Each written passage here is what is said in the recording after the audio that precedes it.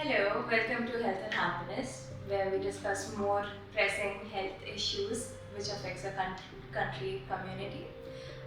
Today we are going to be discussing about an issue which we often get shrouded in silence and taboo. The issue currently we're going to be focusing on is infertility, and I'm honored to be joined by Dr. Darshana Thakur, a senior OBGYN surgeon and a motivational speaker. Dr. Darshana, Yes.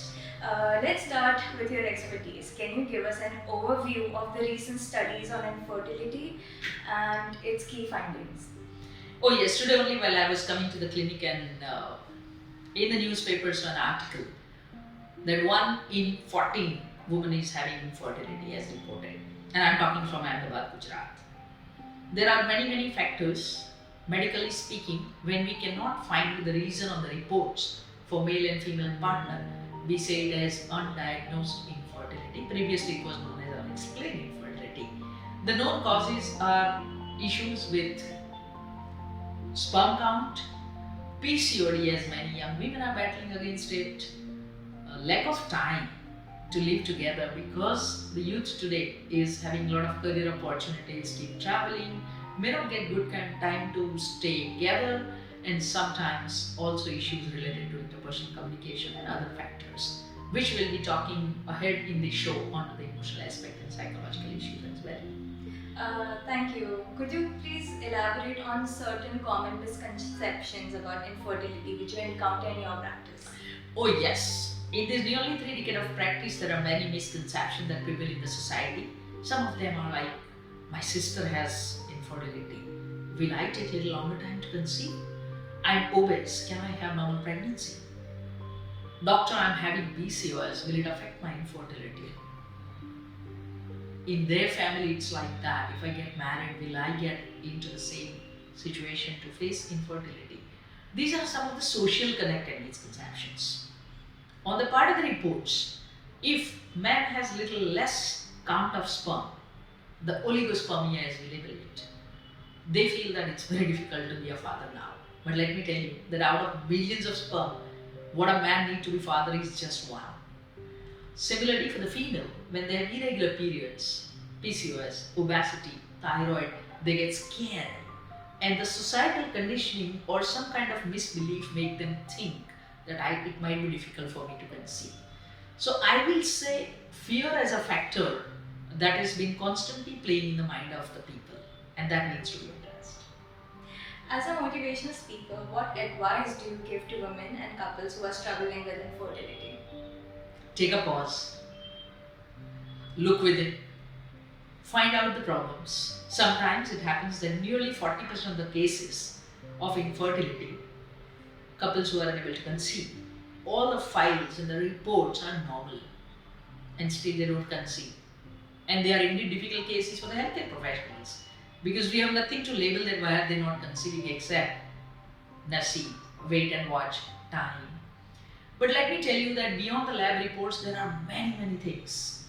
And we need to look into the internal laboratory of our emotions. What's happening there? Some of the limiting belief system, the negative emotions, which affects person himself or herself, their interpersonal intimacy, and couple of things in the social ground. Because it's all about a cell. A one cell called ovum from woman and a one cell called sperm from man meets at the right time, starts into pregnancy, and at the 9th month, the miracle ends up into welcoming a bundle of joy to what we call it as a newborn baby. So anything and everything that happens at a cellular level is a physiological alteration wherein the sperm or ovum they start getting some sort of challenges or they don't behave as they are supposed to behave in normal natural course. So we need to address this genetic loading of physiological alteration as well.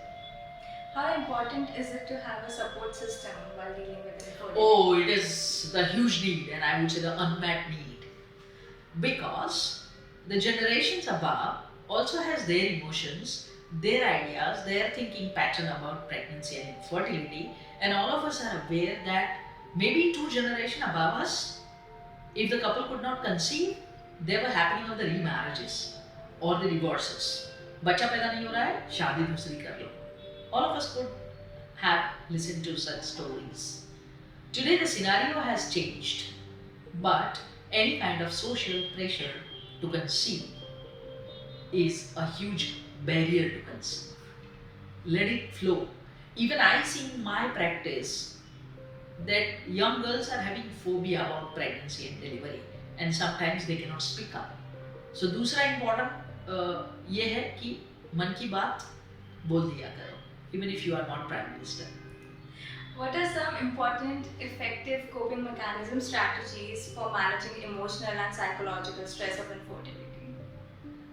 Believing in yourself, keeping faith, hope, and trust alive, faith in Almighty and in the design of universe, which is so mysterious. You don't know that when the baby is coming to you. Faith is to be alive for the reason that if you can have that conviction that yes, my bundle of joy is on my way, that sorts out a lot of problem, provided you are in good hands and your doctor is explaining you everything, that where are you stuck and how the medical science is helping you.